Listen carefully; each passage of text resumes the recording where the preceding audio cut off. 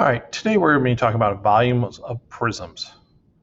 There is a special type of prism. It's called a cylinder, so that's what's up here. So we're going to find volumes of prisms and volumes of circular cylinders. Now, the formula is the same, but we just have a special name for circular ones. They're called cylinders.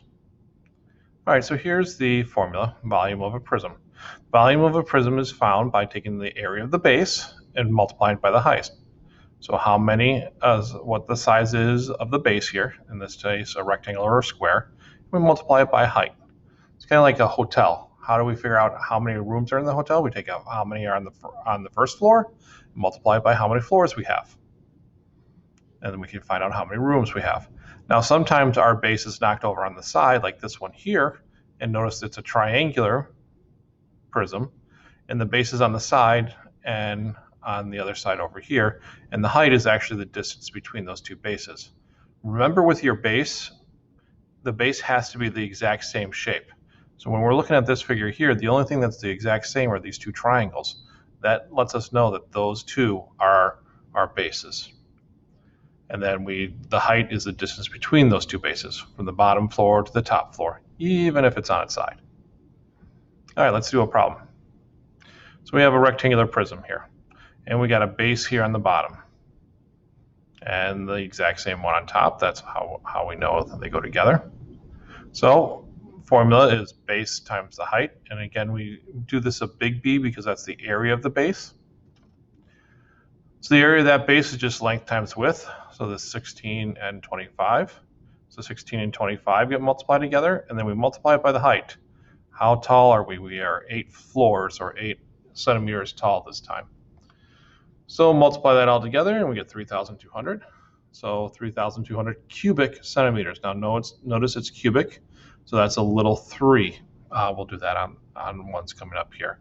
But we're multiplying 3 different together, so we do get 3. It's a 3-dimensional figure.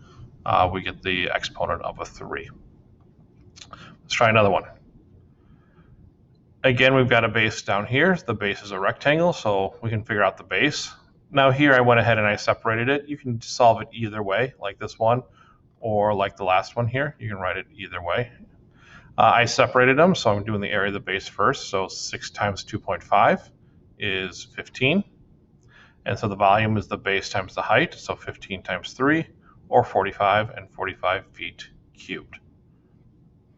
3 is the height, it's the distance between here. All right, what about a triangular prism? Now again, a lot of times the triangular ones are on its side, but again, we notice the triangle here and the triangle here. Those are the only two figures that are the same, so that's why I know they're a base. So it's the base times the height. Well, the base this time is a triangle, so 1/2 2 times 5 times that height. The 1/2 2 times 5 is just going to give us 5. The height is 3, again because it's on its side. And so we get a total of 15, or 15 cubic inches. Here again, it's on its side, so this is my height because it's fallen over. So we have 1/2 base times height, so 1/2, 4, and 1.5, giving us 3. And then we do the 3 times the 5, which is a 15 feet cubed. 3 times 5 is 15. Cake batter is poured into a pan that is a rectangular prism whose base is 8 inches, is an 8-inch square. If it occupies 192 cubic centimeters, what's the height of the batter?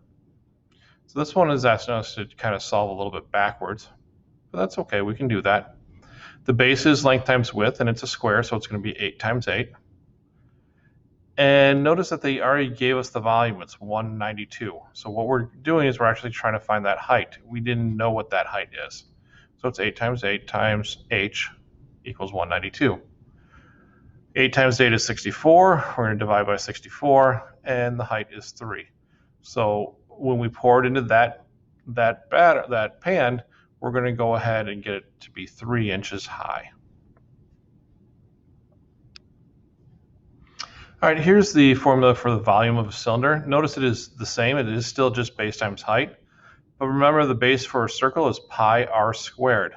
So if we substitute that in, it's pi r squared h is the full formula. You can use either one. It doesn't really matter. I'm going to continue to stick with this first one here because it's just the same as the other one. It's just the area of the base times the height. Just because it's a circle, it's not any different. Now the name we could call it a circular prism, but it does have a special name. We call it a cylinder. All right, let's try a couple of these.